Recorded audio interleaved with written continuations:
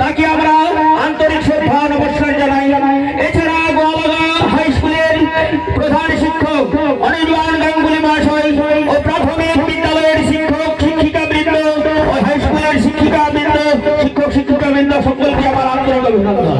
সবশেষে যাদের অভিনয়ের নৃত্যনাট্য এই প্রধানটিকে বাস্তবে রূপায়িত হতে চলেছে সেই গোয়ালগা হাই স্কুলের ছাত্রছাত্রীদের জানায় আন্তরিক শুভেচ্ছা ও ভালোবাসা। মাননীয় পরিদর্শক মহাশয়ের অনুপ্রেরণায় ও গোয়ালপাড়া হাই স্কুলের প্রধান শিক্ষক মাননীয় অনির্বাণ গাঙ্গুলি মহাশয়ের ঐকান্তিক সহযোগিতায় মাত্র কয়েকদিনের প্রস্তুতিতে এই প্রধানটিকে নৃত্যনাট্যের মাধ্যমে যতটুকু তুলে ধরা হয়েছে তার মধ্যে যদি কোনো ভুল ত্রুটি হয়ে থাকে আপনারা আমাদের নিজ গুণে ক্ষমা করবেন, আমরা আপনাদের কাছে ক্ষমা প্রার্থী। তাই শুরু করতে চলেছি গোয়ালপাড়া হাই স্কুলের ছাত্রছাত্রীদের দ্বারা পরিবেশিত নৃত্যনাট্যের মাধ্যমে অভিনীত এক সামাজিক পথনাটিকা বর্তমান সমাজকে গ্রাস করে চলেছে এক কঠিন ব্যাধি। আমরা বড় অসহায়, তাই আসুন শপথ করে বলি বল্লভী দোহাই আগে পড়াশোনা চাই।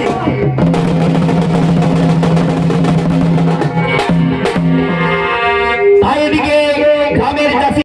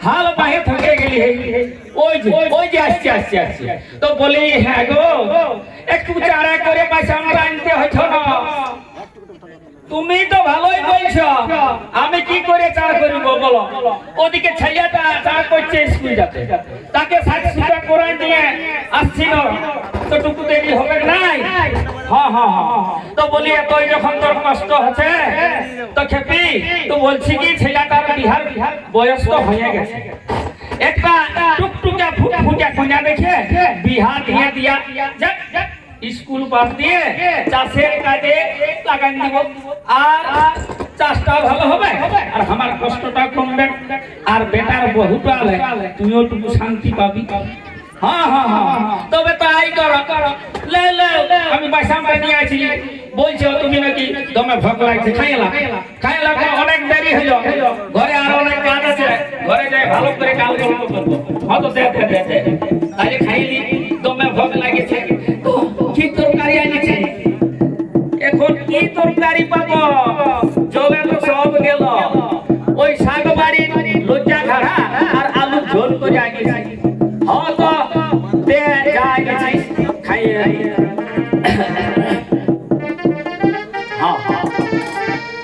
এ বাবু মা শুন খাওয়া তো হয়ে গেল বলছি ছাড়ে খরচ ঘরে যায় ছট করে গল্পটা করিয়ে ওই গায়ের ঘটক মশাইকে জানাতে হবে যেমন আমাদের ছেলেটার জন্য একটা টুকটুকিয়া ফুটফুটিয়া কইনা সন্ধান করেছে হ্যাঁ তবে তাই চলো চার করে ঘরে চলে যায়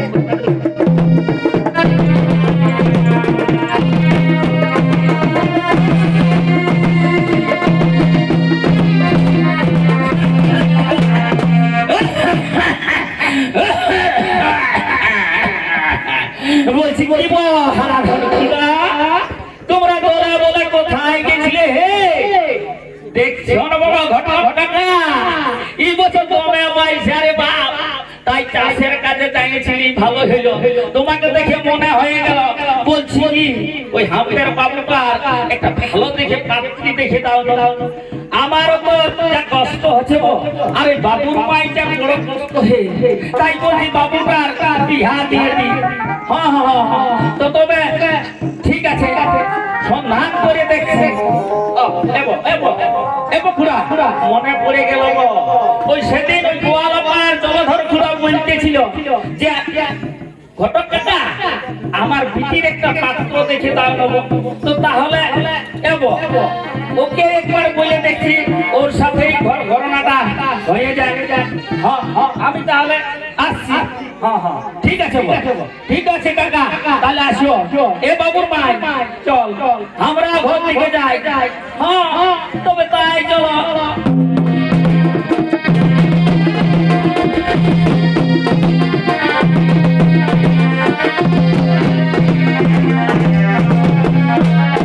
এদিকে মেয়ের বাবা জলধর করেছে না গমন সে ভাবতে করেছে না গমন এগো বিটির বাপে ভাবে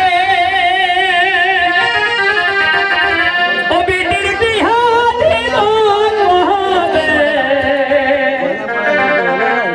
বিটির বাপে ভাবে ও বিটির বিহা দিল হবে মনে মনে ঘুমরে মরে যায় পাঁচ বিটি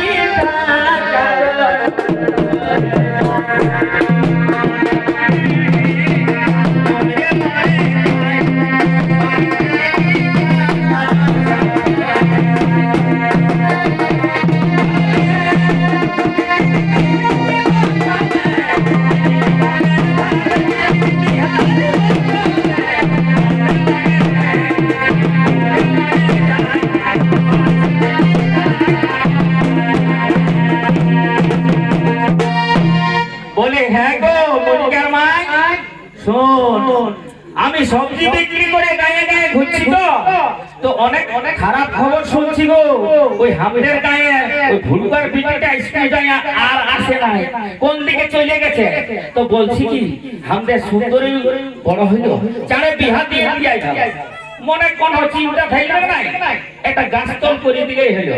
অবশ্য ঘটক কাকাকে আমি কথাটা একদিন ছুঁয়াই। হ্যাঁ হ্যাঁ, তো তবে তাই করো তাই করো তাই করো। যদি আমাদের ওই মুলকাটা ওইরকম করে গো, বড় ভয় লাগে গো, বড় ভয় লাগে। আরে খেতে ভয় করছি না, তার ব্যবস্থা করছি। এ মাই মাই গো, আমার স্কুলে দেরি হচ্ছে, আমি আমি স্কুলে যাচ্ছি গো, অনেক দেরি হয়ে গেল। হ্যাঁ হ্যাঁ, যা যা যা যা যা যা, তুই ভালো করে স্কুল যা মাই, ভালো করে যা। হ্যাঁ হ্যাঁ, তো যা।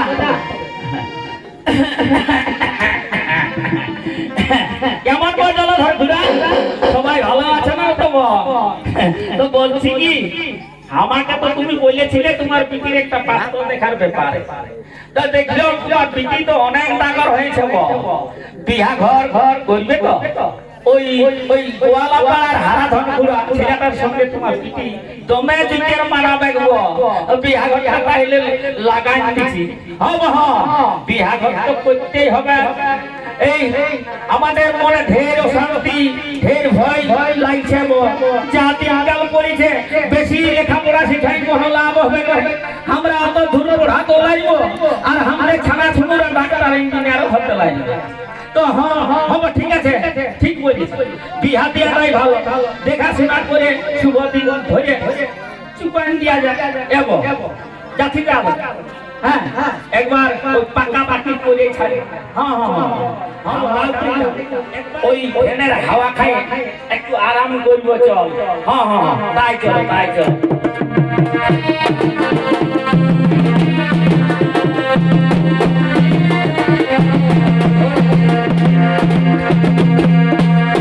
এরপরে সেই বিদ্যালয়ের ছাত্র ছাত্রীরা করেছে না গো। মেঘের কোলে রোদ হেসেছে, বাদল গেছে টুটি, আজ আমাদের ছুটি, ও ভাই ভাই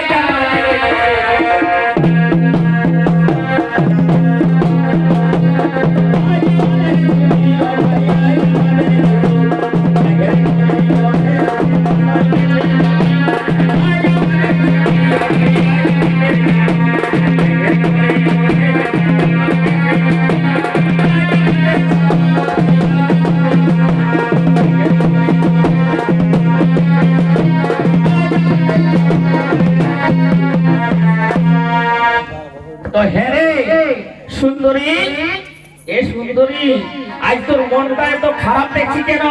ভালোভাবে তুই কারোর সাথে কথা বলছিস নাই? হ্যাঁ, কি হয়েছে তোর? জানিস আর মনে হয় আমার পড়াশোনা করা হবে না, আর তোদের সাথেও দেখা হবে না রে। কারণ আমার বাবা মা আমার বিহা দেওয়ার জন্য গল্প করছিল। আমি ওই স্কুলে আসার সময় সব শুনেছি। আমার বয়স তো সবে মাত্র 16, এখনো আমার বিহার বয়স হয় নাই। তো এখন আমি কি করবো বল, তোরাই বল। শোন তবে, ঘরে যাই তোর মাই বাপকে বল যে দেশের আইন আছে, বিটে ছেলের বয়স 18 বছর আর বেটা ছেলের বয়স 21 না হলে বিহা দিয়া চলবে না। যদি জোর করে তোরা আমার বিহা দিস, তবে সারা জীবন জেল খাটতে হবে। সে তো বলবো, যদি মায়ে বাপে আমার কথা নাই শুনে তাহলে আমি কি করব? শোন, যদি নাই শুনে তো আমরাকে জানাবি, আমরা সবাই তোদের ঘরে ওই তোর মাই বাপকে ভালো করে বুঝাবো। চল আজ সবাই ফুর্তি করে ঘর চল, আর কোনো মনে চিন্তা রাখিস না, আমরা সবাই মিলে তোর মা বাবা চল চল।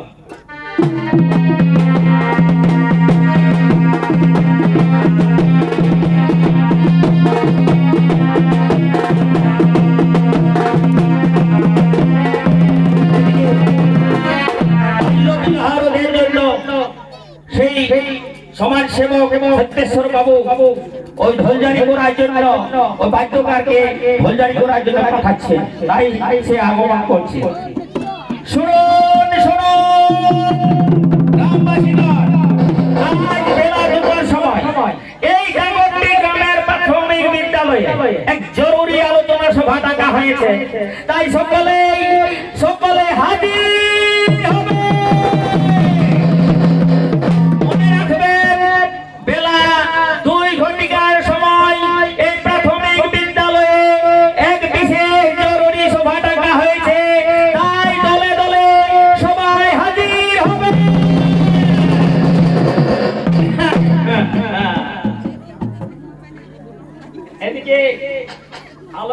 ভাই সর্বপ্রথম সমাজসেবক সত্যেশ্বর বাবু করেছেন আগমন। সত্যেশ্বর বাবু সমাজসেবক।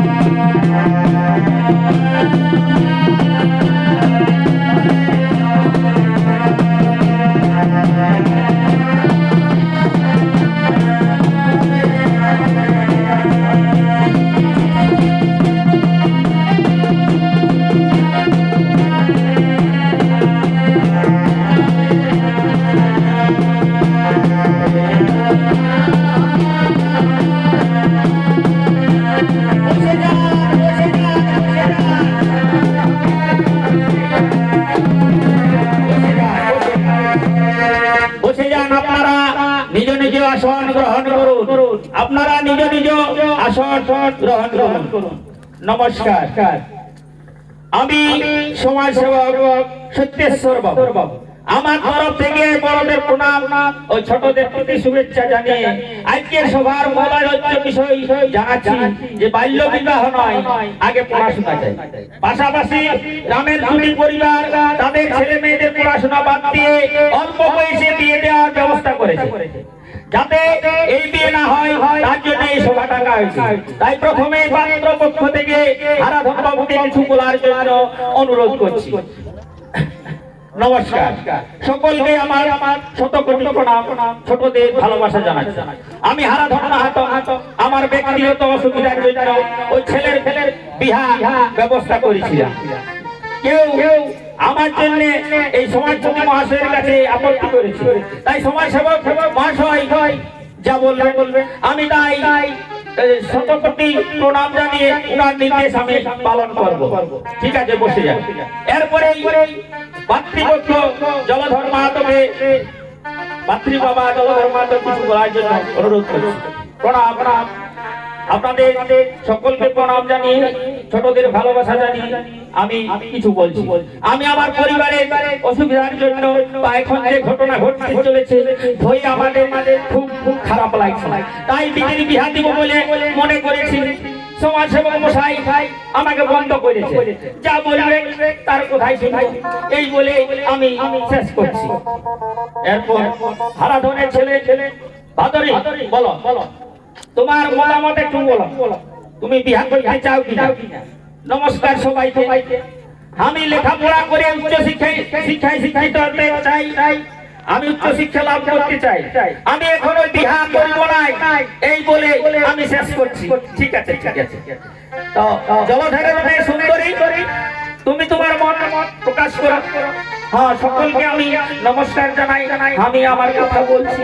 পড়াশোনা করে বড় হতে চাই। আমি উচ্চ শিক্ষায় আমিও শিক্ষিত হতে চাই। আমি এই বিয়ে মেনে নিতে পারছি না। জোর করে আমার বাবা বিয়ে চাই, আমি এটা মানতে পারছি না। ঠিক আছে, বসে পড়ো। আমি তার বিহিত ব্যবস্থা করছি। তাহলে শুনলেন তো সমস্ত পরিবারের মতামত। তাহলে শুনুন সকলে। আজকের আলোচনার বিষয় ছিল বাল্য বিবাহ নয়, আগে পড়াশোনা চাই। বাড়িতে যতই দুঃখ কষ্ট অসুবিধা থাক, ছেলে মেয়েরাকে অল্প বয়সে বিয়ে না দিয়ে উচ্চ শিক্ষায় শিক্ষিত করুন। দেশের একজন সুনাগরিক হিসাবে গড়ে তুলুন। তাই বন্ধুগণ, শপথ নেওয়ার আগে আমি কম বয়সে বিয়ের তুলে ধরছি। প্রথম, কম অল্প বয়সে বিয়ে দেওয়া হলে শারীরিক স্বাস্থ্যের ঝুঁকি বাড়ে। দ্বিতীয়, শিক্ষা ব্যাহত হয়। তৃতীয়, অর্থনৈতিক নির্ভরতা। চতুর্থ, মানসিক চাপ ও নির্যাতন। পঞ্চম, সন্তানের সঠিক লালন পালনে অক্ষমতা। ষষ্ঠ, স্বপ্ন ও ভবিষ্যৎ ধ্বংস হওয়া। তাই আসুন সকলে উঠে দাঁড়িয়ে আজ আমরা এই সুস্থ সমাজকে এবং এই পরিবেশকে সুস্থ রাখার জন্য